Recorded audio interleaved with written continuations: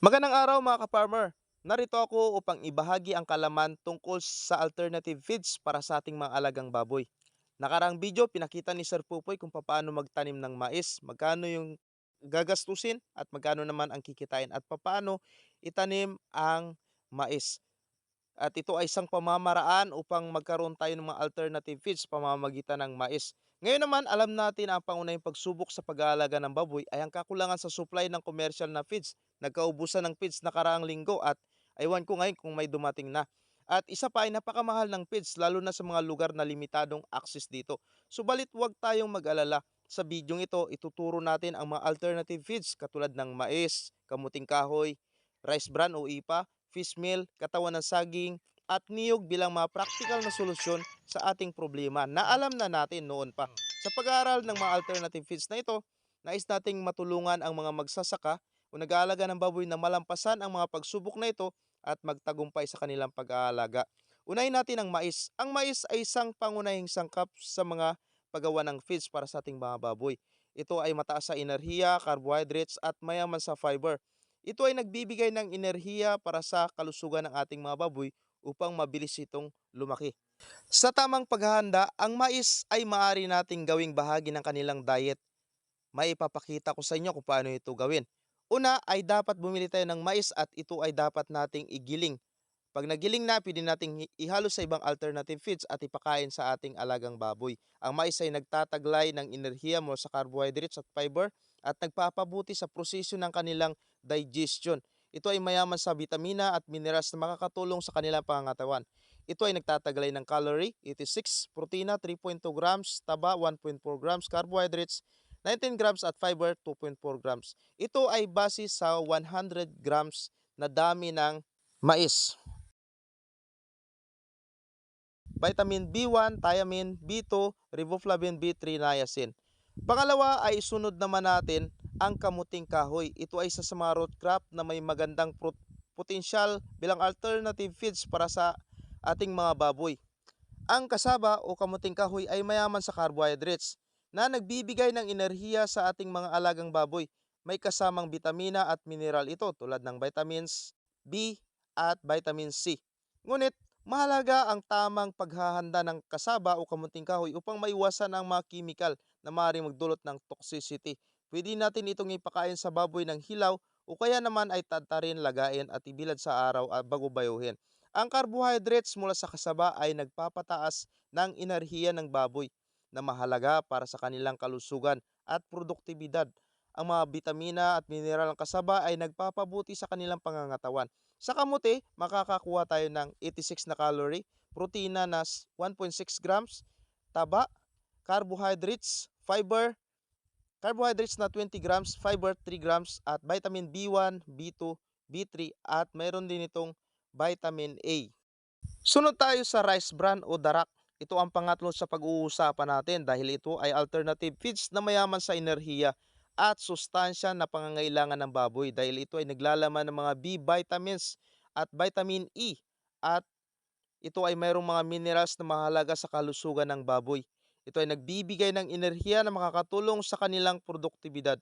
Paano nga ba natin ito maaaring gamitin sa kanilang pagkain? Pwede natin itong isama sa kanilang regular na diet o di kaya naman pwede nating isama ito sa mga alternative feeds katulad sa mais o kaya naman sa fish meal.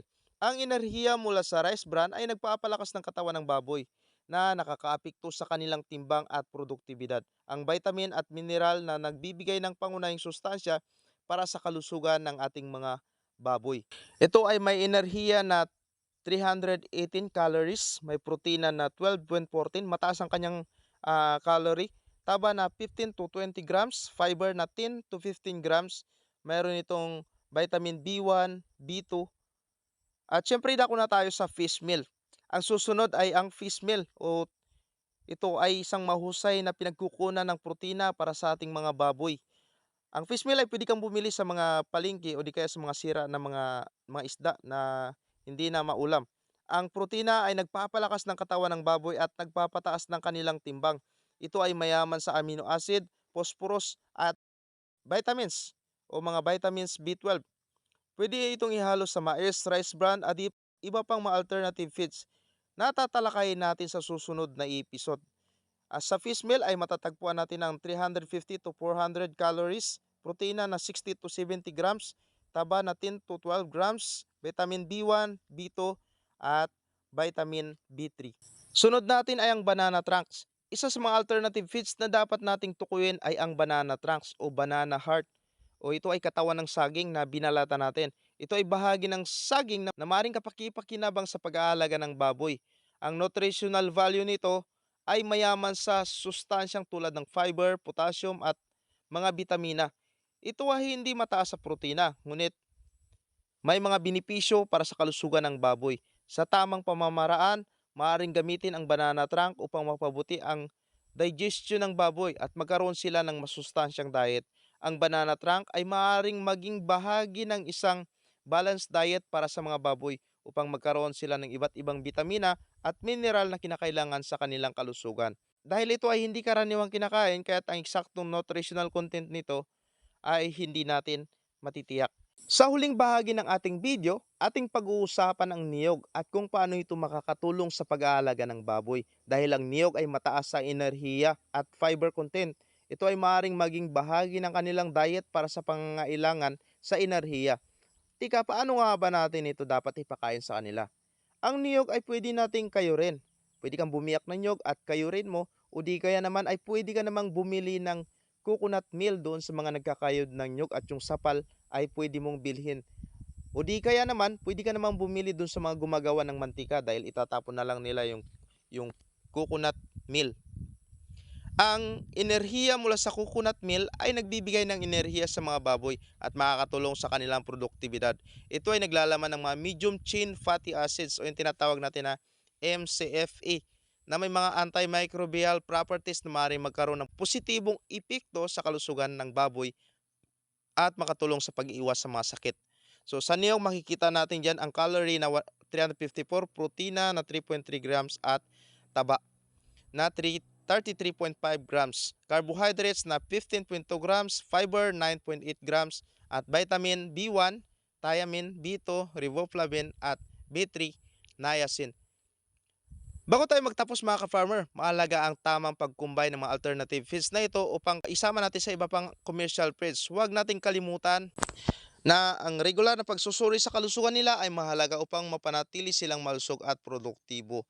Huwag kalimutan na i-like, i-share at siyempre mag-subscribe ka na sa DDT Nature Farm Channel para sa mga karagdagang kaalaman tungkol sa agrikultura. Kailangan tandaan na ang numero na ito ay batay sa 100 grams na bawat pagkain, at ang aktwal na nutritional content ay maring mag-iba-iba depende sa uri, pagluluto at iba pang mga kadahilanan. Gayunpaman, ito ay nagbibigay ng pangunahing ideya sa comparative nutritional value ng mga alternative feeds. Kung ang layunin mo ay magkaroon ka ng pakain sa iyong mga baboy, mahalagang isaalang-alang ang cost effectiveness at kung paano ito makakatulong sa kanilang kalusugan. Naway naging makabuluhan ito para sa iyo at sa inyong mga alaga. Sa susunod na video ay tuturo naman natin sa inyo ang ratio sa pagkukumbay ng mga alternative feeds upang mas lalong epektibo ang pagpapabigat at pagpapalaki ng ating mga alagang baboy. Maraming salamat sa inyong pagtutok mga ka-farmer. Huwag tayong titigil sa pag-aaral at pagpapabuti sa ating pagsasaka. Hanggang sa susunod na video, ito po si DDT mula sa DDT Nature Farm Channel, reminding you to farm smarter and happier. Happy farming everyone! Thank you for watching. Bye-bye!